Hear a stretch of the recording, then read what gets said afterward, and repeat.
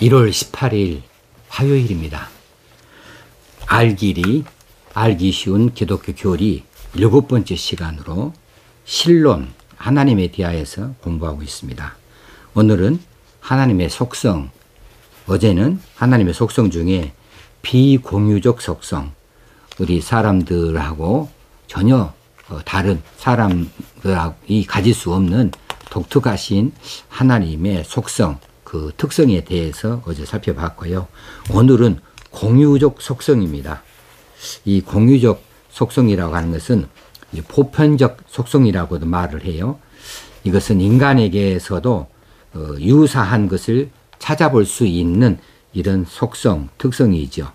그런데 명심해야 될 것은 인간에게 있는 속성은 유한한 것입니다. 하나님의 무한하시고 완전한 속성에 비할 때에 불완전하게 짝이 없는 이런 속성이라는 사실을 알아야 되겠습니다.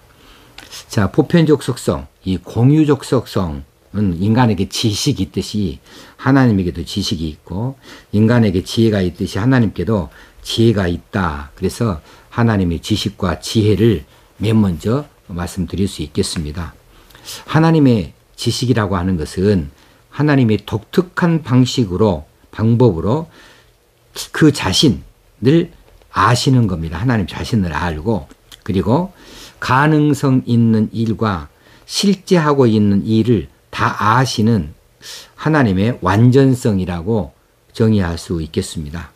하나님께서는 자기 자신 안에 이런 지식을 소유하고 계셔서 외부로부터 이러한 지식을 얻어 들이실 그런 이유가 없죠. 전혀 외부로부터 이런 지식을 받아 들이실 수가 없습니다. 이 하나님의 지식은 완전하고 그의 지성 안에서 항상 현재적으로 실제로 있는 지식으로 작용을 하십니다. 자, 하나님의 이 지식은 얼마나 포괄적이든지 총포괄적이셔서 전지하다, 모든 것을 다 아신다 라고 하는 것으로 칭하고 있습니다. 그래서 하나님은 과거와 현재 그리고 미래의 모든 것을 다 아시고, 실제로 존재하는 것뿐만이 아니라 가능한 모든 것까지도 다 아시는 이런 지식을 가지고 계십니다. 이게 하나님의 지식에 관하여서 성경에 여러 곳에서 말씀을 많이 증거하고 있는데 일일이 다 나열할 수가 없겠습니다. 하나님의 지혜는 그 지식의 또 다른 독특한 그런 국면이지요. 하나님의 지혜는 최고의 가치 있는 목적을 설정을 하시고 그 목적의 실현을 위해서 최선의 방법을 택하시는, 그래서 자신의 지식을 나타내시는 그런 지혜입니다. 이것을 지혜라고 하지요. 최고의 가치 있는 목적을 설정하는 것이 이 지혜이지요. 그 목적의 실현을 위해서 최선의 방법을 택하시는 것도 지혜입니다.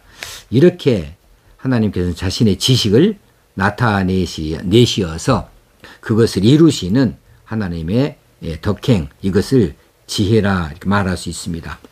하나님께서 모든 것을 다 이용하시는 궁극적인 목적은 무엇이냐 그러면은, 지혜의 궁극적인 목적은 자신의 영광이죠. 자신의 영광을 위하여서입니다. 그래서 하나님께서 무언가 계획을 세우시고 목적을 세우시고 그 일을 이루어 가신다 할 때에 모든 일의 그 목적은 뭐냐 하면 하나님의 영광을 위하여서입니다. 하나님의 선, 하나님은 그 자신이 선이셔요. 완전히 거룩하신 그런 선이십니다. 그런데 여기서 생각하려고 하는 것은 행동으로 나타내신 하나님의 선, 이것을 말하고자 하는 거예요. 하나님 자체가 선이십니다. 근데 선을 안 나타내면 뭐 필요가 있어요? 하나님께서 바깥으로 다른 것들에 대해서 선행을 나타내시는 이것을 신적인 선을 말하는 것이지요. 하나님의 선이라고 하는 것은 자신으로 하여금 모든 피조물 친절하고 관대하게 취급을 하시는 것, 이것이 바로 하나님의 선하심입니다. 그래서 하나님께서 천지를 창조하실 때에 좋았더라, 좋았더라, 하나님 보시기에 좋았더라 그렇게 하셨는데 그것은 그 하나님의 선이 이루어지신 것에 대하여서 말씀하고 있는 것이지요. 그 하나님의 선은 은혜를 모르는 자나 악한 자에게까지도 베풀어지는 경우가 있습니다. 그것은 비를 주신다. 뭐 하나님의 자녀에게만 비 주는 것 아니죠. 식물에 결실을 주시고 그것을 음식을 먹기도 하고 기쁨을 누리게 하는 것도 그건 누구에게나 보편적으로 주시는 것이기 때문에 이것은 하나님의 선하심이다. 하나님의 선하심의 결과다. 이렇게 말할 수 있습니다. 마가복음 10장 18절에서도 하나님 한 분 외에는 선한 이가 없느니라 그랬습니다. 그 다음으로 하나님의 사랑입니다. 네 번째, 이 속성은 하나님의 가장 중심적인 속성이라고 할 수 있죠. 하나님은 사랑이시라. 하나님의 사랑에 대해서 우리가 자주로 말하기도 하는데 이 하나님의 사랑은 자신의 무한한 완전성과 그의 도덕적 형상을 지닌 피조물들을 보고 느끼시는 그런 기쁨을 말하고 있습니다. 하나님의 도덕적 형상을 지닌 피조물을 보고 느끼시는 그런 기쁨, 이것이 하나님의 사랑 가운데 나타나는 것이죠. 그래서 하나님께서는 이 사랑의 속성에 의해서 자신의 완전성과 자기 형상의 반영체인 인간을 보고 즐거워 하시는 것이죠. 이 속성은 몇 가지 관점에서 다시 살펴볼 필요가 있습니다. 첫째는 은혜입니다. 은혜가 하나님의 사랑으로 나타나는 거예요. 은혜는 죄를 용서하시는 거지요.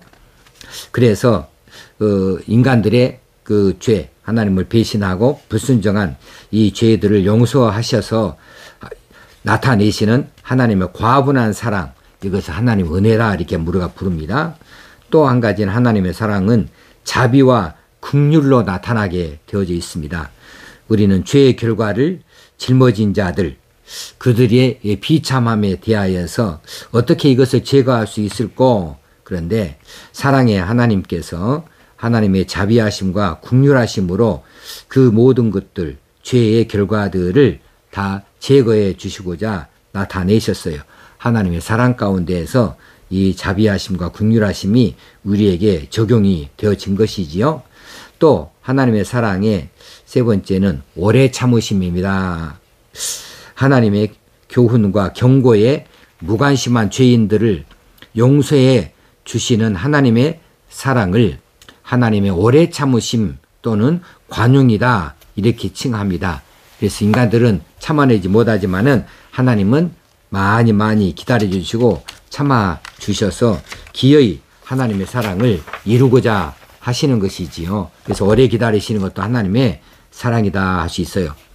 그리고 이제 하나님의 사랑 가운데 마지막으로 하나님의 거룩하심과 그의 의의를 이야기할 수 있겠습니다.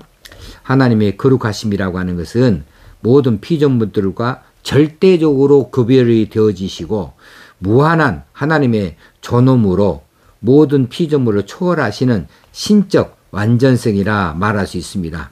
그래서 이 거룩하심이라고 하는 말은 그냥 죄 없습니다 이렇게 쉽게들 이야기를 할 수 있는데 틀린 말은 아니고요. 모든 도덕적 이 불순종이나 죄로부터 하나님은 구별이 되셔서 도덕적으로 완전하신 것을 의미하고 있습니다.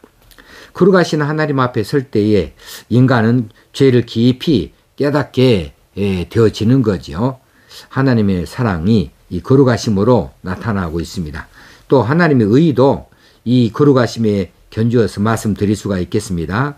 하나님이 자신의 거룩성에 위배되어지는 모든 것으로부터 자신을 보존하시는 것이에요. 자신을 거룩한 존재로 보존하시는 신적 완성을 하나님의 의라 이렇게 말할 수 있습니다. 하나님의 공의에는 두 가지가 있습니다. 하나는 상 주시는 공의가 있고 또 한 가지는 벌을 주시는 공의가 있습니다. 공의로우신 하나님, 그 하나님께서는 이처럼 상을 주시기도 하시고 벌을 주시기도 하시는 것이지요. 상 주시는 공의는 실제로 하나님의 사랑의 표현이 되어주고, 벌 주시는 공의는 하나님의 진노를 표현해 주고 있습니다. 그리고 이제 하나님의 진실성에 대해서 또 하나님, 우리가 공유적 하나님의 특성이다 이렇게 말씀드릴 수 있는데, 하나님의 진실성이라고 하는 것은 하나님이 그 자신의 내적 존재하심에 있어서 참되시다. 그리고 그 계시에 있어서 참되시다. 진실하시다. 그 백성과의 관계에 있어서도 항상 참되시고 진실하시다라고 하는 것이지요. 그래서 하나님은 우상들과는 다른 참신이시고, 존재하는 사무엘의 실상 그대로를 다 아시고 그의 약속을 이행하심에 있어서 신실하시다. 우리가 하나님의 약속을 많이 알고 있고, 그 약속을 어김없이 잘 지키신다 할 때 신실하신 하나님 이렇게 말하는데, 그렇습니다. 하나님의 진실하심이 이처럼 우리에게 약속을 잘 지키는 면에 나타내 보일 때 하나님이 신실성, 하나님 신실하시다 이렇게 말할 수 있는 거죠. 그리고 이제 마지막으로 하나님의 주권입니다. 주권은 두 가지 측면에서 말씀드릴 수 있어요. 하나는 주권적 의지, 이것을 말할 수 있어요. 주권적 의지. 또 한 가지는